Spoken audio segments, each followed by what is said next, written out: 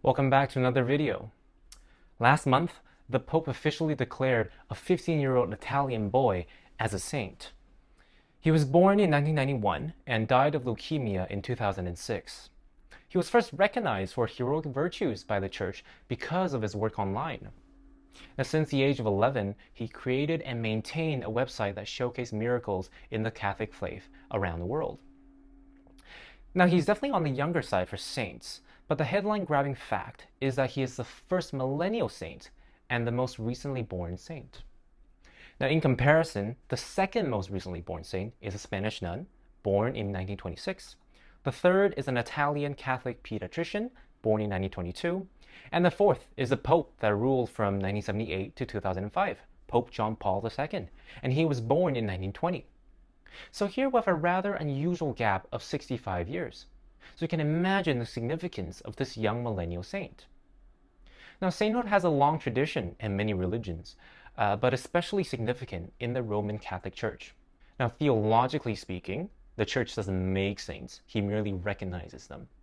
But realistically speaking, the power of recognizing sainthood has, for the better part of 5 centuries, been an exclusive power of the Pope.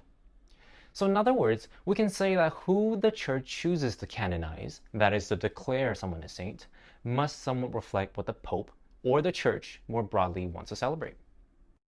Now in this video, we will talk about what this young millennial saint can tell us about the Catholic Church today, and more importantly, why does it seem like sainthood is such a big deal in Catholicism?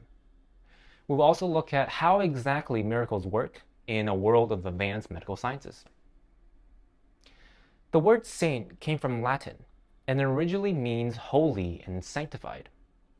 In Christianity, a saint is someone who has lived an exemplary, virtuous life, but the important part is that by the virtue of this person's holiness, he is recognized by others as someone who is holy, someone who has gone to heaven, someone who has an established union with God, and can demonstrate the holiness through supernatural acts.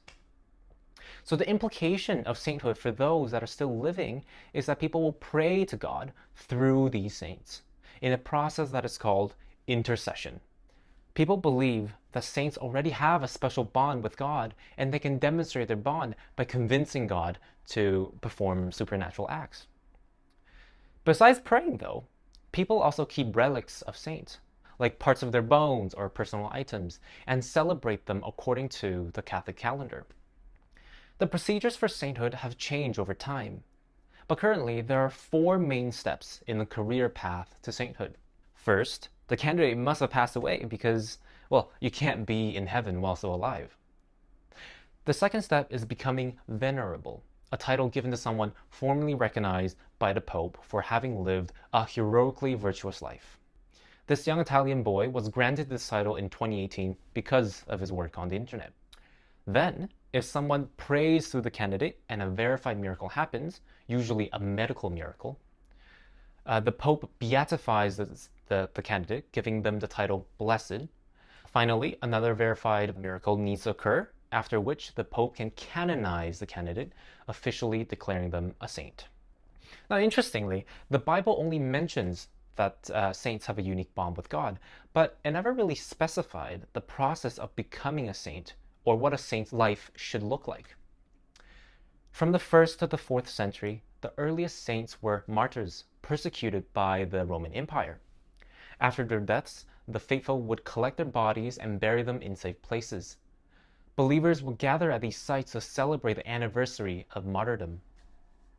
These places often became sites of liturgical celebration, and churches were later on built on these sites. St. Peter's Basilica in Rome, for example, was built on the tomb of St. Peter. Now, in the year 313, the Roman Empire legalized Christianity, so martyrdom subsided, and the idea that sainthood could also be achieved by those who were simply virtuous emerged. Still, the recognition of saints and the worship at the tombs of martyrs were largely spontaneous acts of local communities. But from the 5th century onwards, local bishops began to centralize the authority over sainthood for 2 main reasons. First, these spontaneous acts often lacked legitimacy, with some celebrated saints being exaggerated or outright fabricated through rumors. Now, bishops were then designated as a primary religious authority to verify the historical accuracy of martyrs and were instructed to destroy altars containing the bodies or relics of fake saints. The second reason was that bishops saw economic and political power in sainthood. People often flocked to the tombs of saints for blessings, and the relics of saints were highly sought after. For example, when the Crusaders took Jerusalem, they raided the city for its relics, believing that they could ship these sources of power back to Western Europe. As you can imagine, bishops were incentivized to become the brokers of the supernatural power that flowed between God and the community through the bodies of saints. And by this time, the Pope didn't have much more power than regular bishops. And originally, the Pope was just a title given to the Bishop of Rome, and he was no different from any other bishops. And even until the 11th century, the Pope was heavily influenced in Rome by the Roman Emperor. But regardless of all that, the political importance of the city of Rome led many bishops across the empire to gradually see the Pope as the symbolic head of the church. Now, they might turn to the church for difficult cases or seek his advice on significant issues, especially those related to the faith. But for the most part of the first millennium, neither Eastern nor Western bishops typically consulted Rome about the everyday context of their religious districts. However, between the 11th and the 16th century, the authority of the Pope grew dramatically, and the power to officiate saint was centralized under the office of the Pope. The rise of the Pope happened for a few reasons. First, as with any established bureaucracy, the expansion of the faith in Europe naturally demanded a more centralized management structure. Secondly, the need to safeguard and unify the faith meant that a singular authority was best suited to interpret Scripture. This was especially important as the split between Catholicism and Eastern Orthodoxy and the rise of Islam challenged the religious order of the Catholic faith at the time. Thirdly, the Church inherited some power left behind by the decline of the Roman Empire. As the Roman Empire gradually faded, local governments became ineffective in certain places, and church officials and clergymen were required to step up to fill the void. And when the empire eventually fell, the power vacuum in Rome further strengthened the Pope's authority. Lastly, and perhaps more importantly, the Church was competing with the newly rising European states. After the collapse of Western Rome, emerging English, French, and Germanic states wanted to bring the Church under the control. Now, this is a simplified history, but a closer look reveals that the rise of the Pope's authority was a rather dynamic process that occurred between the Pope, local bishops, and secular state power. On one hand, local bishops and the Pope often worked together to resist the rise of state power. On the other hand, bishops frequently opposed the increasing centralization of papal privileges and sovereignty within the church hierarchy, striving to maintain their independence from papal interference. But regardless, the increase in papal bureaucracy after the 11th century was undeniable. And it was rather simple. There was an increase in papal bureaucracy because there was an increase in papal business. And there was an increase in papal business because churchmen and laymen from outside Rome increasingly found it advantageous to bring their business to the Pope. In contrast, though, Eastern Orthodox churches never saw such a centralizing dynamic and competitiveness between the church and the state. Now, we can see that secular power in Eastern Europe often fell behind its Western counterparts. And at the same time, the Pope of Eastern Orthodox remained just a title, and local bishops never even sought to even centralize the process of sainthood. The complete centralization of authority over the entire process, from beatification to canonization, ironically only happened after the Protestant Reformation. Besides the theological debates about who could interpret Scripture and how an individual could establish a bond with God, Martin Luther's criticisms were about the church as an institution.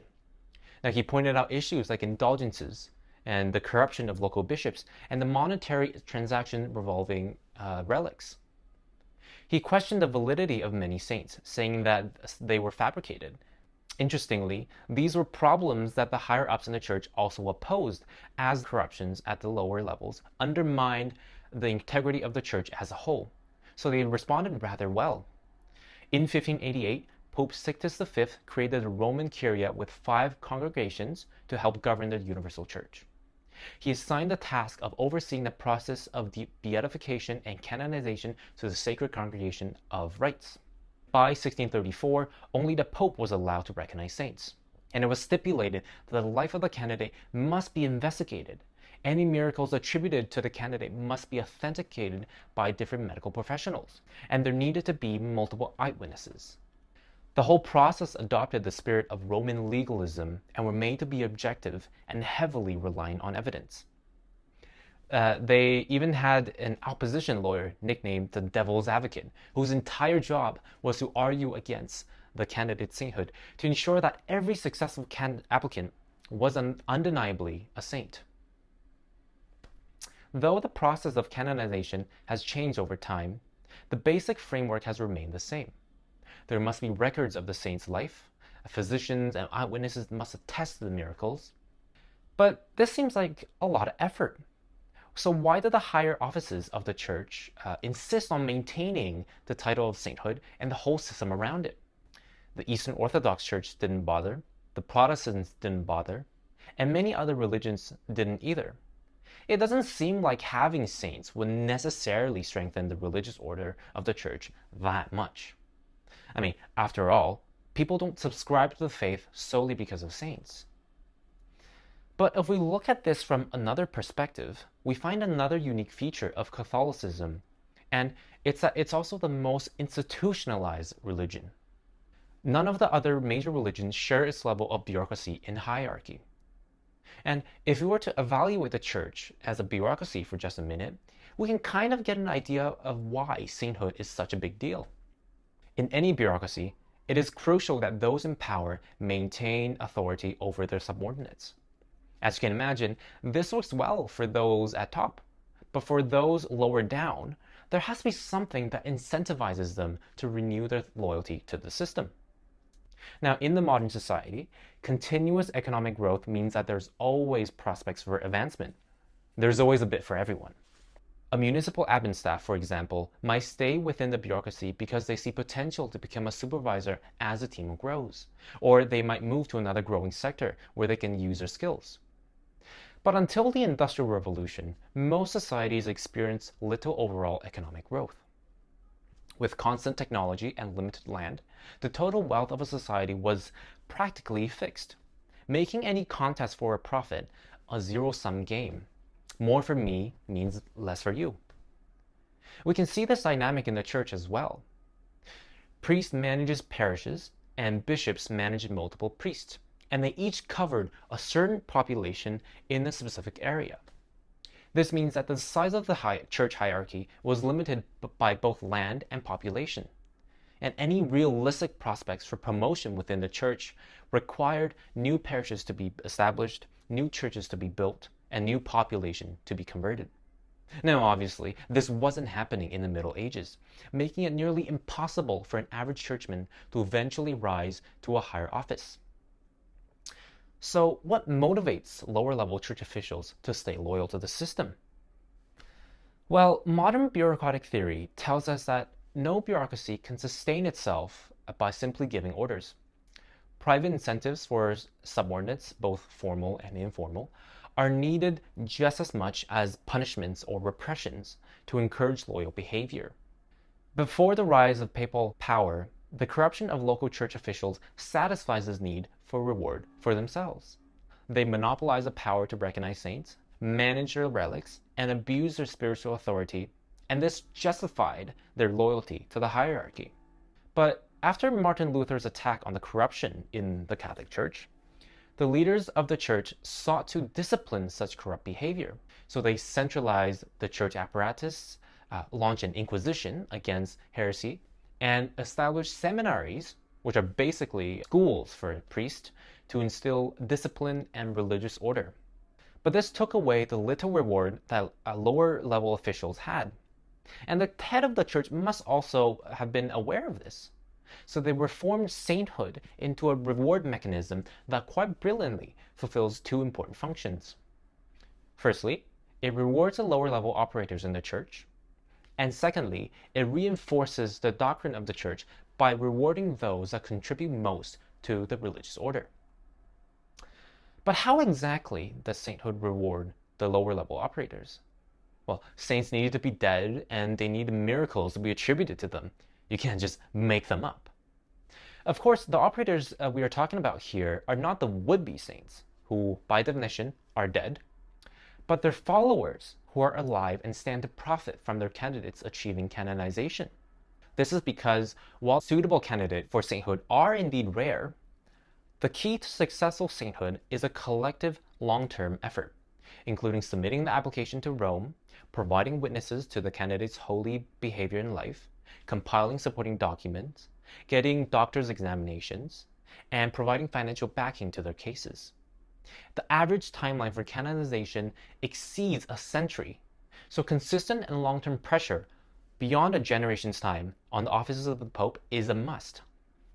If the candidate is successful, then the followers will receive gains in the forms of donations in cash, legacies, political clout in a given society, and power and influence within the church apparatus.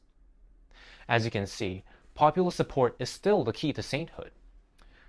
But the key differences between the pre-centralized period and the post-centralized period is that now the popular support must orientate itself towards the church. If you look at the pre-centralized period, blind popular support is all that is needed. But in the post-centralized period, popular support must engage with the church apparatus, understand very well the requirements and the laws of sainthood, and win over the religious body. From another angle, the contrast between decentralized and centralized canonization process is an example of the differences between horizontal exchanges, which accumulate loyalty and trust between subordinates, and vertical exchanges, which accumulate loyalty and trust between subordinates and their superiors. And this process enhances the organization's cohesion and efficiency.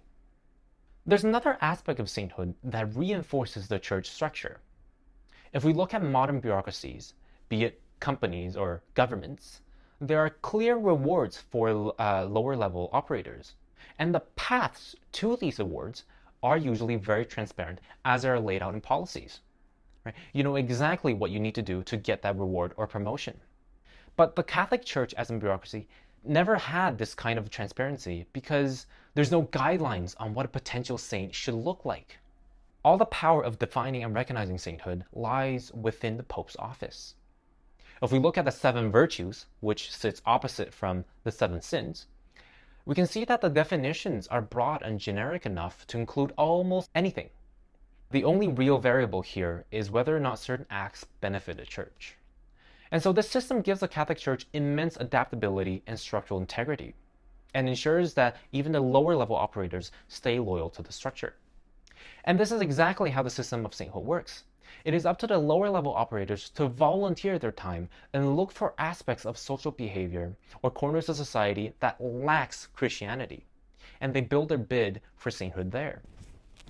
This is precisely why founders of new congregations are often named saints, right? They found a corner of society that the church hasn't reached and expanded there. Another example is that scholars have found higher numbers of canonization after the 18th century because the rise of secularization challenged the church universally. Following this logic, it's not hard to see why the 20th and 21st centuries have seen even more canonizations as the church struggles to attract the newer generations. Until the pontification of Pope John Paul II in 1978, the total number of canonizations since the process was centralized, so in the span of about 400 years, was 302 saints. But between 1978 and 2023, Pope John Paul II and his 2 successors canonized a total of 1,438 saints. And keep in mind, this is the number of saints. There are countless more that are given the title of venerable and blessed. And as you can imagine, many have criticized that they have turned the church into a saint factory. Not only so, but it's also been observed that the popes often expedite the sainthood applications of candidates that have strong support in popular media. Mother Teresa is a prime example. She passed away in 1997, and within 2 years, the process to declare her a saint began. Pope John Paul II issued a special order to speed up the process, and she was beatified in 2003 and recognized as a saint in 2016. Now, this is quite a contrast with the fact that most canonizations since the 16th century took decades and sometimes over a century to complete. In this context, then, the canonization of a 50-year-old millennial boy makes more sense. Similar to using Mother Teresa's appeal in popular media, the church needed to connect with the younger generation, especially in the realm of the internet, where the church has little presence. Since the 20th century, the requirements for sainthood have significantly decreased.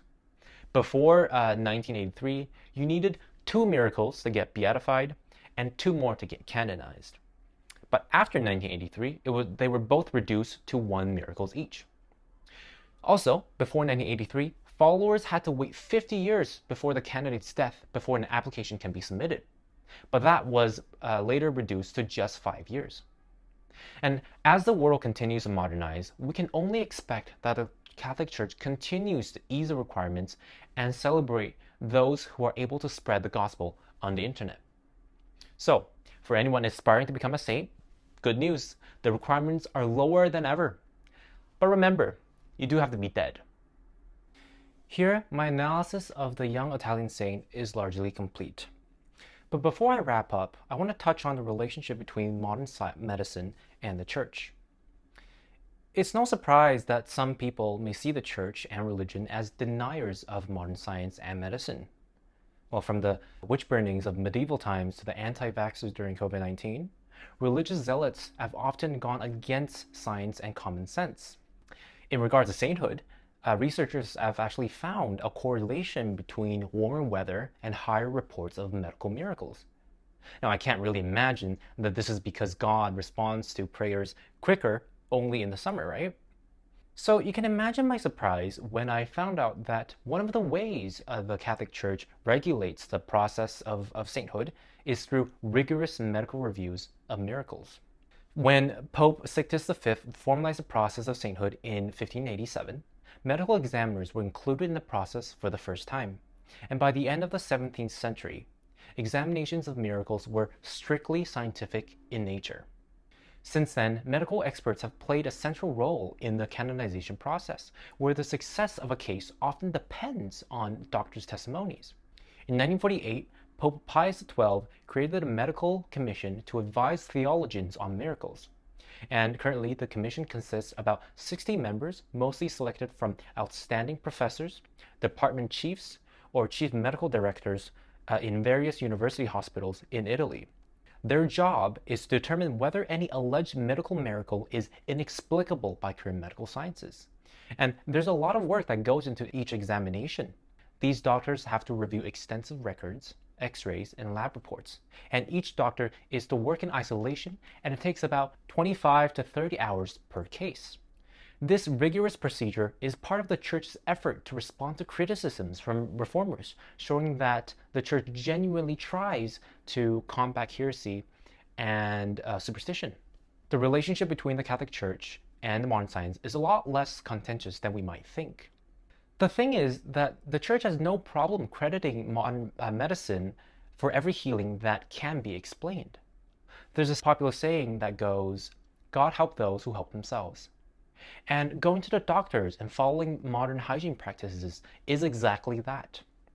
What the Church considers to be miracles is only the inexplicable events, because the supernatural power of God is, by definition, beyond the scope of modern sciences.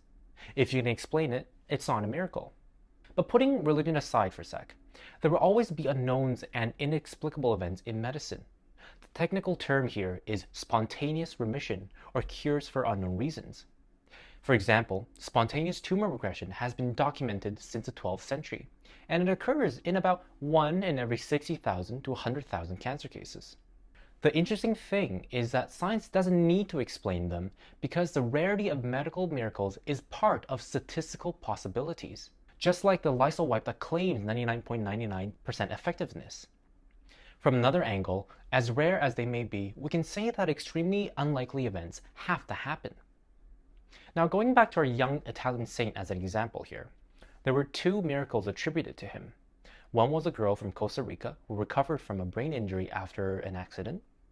The other was a Brazilian boy who recovered from a birth defect called annular pancreas shortly after his family prayed to the young saint. Now, annular pancreas is a birth defect with an unknown cause. Only about 3 in 20,000 people have been recorded with it, and only a fraction of those would be symptomatic in their lives. So statistically, it is already unlikely that someone would get this birth defect and show symptoms. So it's fair to say that both the illness of the Brazilian boy and his spontaneous recovery are statistical possibilities and extremely unlikely events that needed to happen. The differences here between the church and science in these matters is really in how they see these inevitable yet extremely unlikely events. The church views them as acts of God, while modern sciences see them as statistical possibilities. But keep in mind though, at this point in time, neither of them can truly explain what really happened. The differences here is how they see what we know and what we don't know.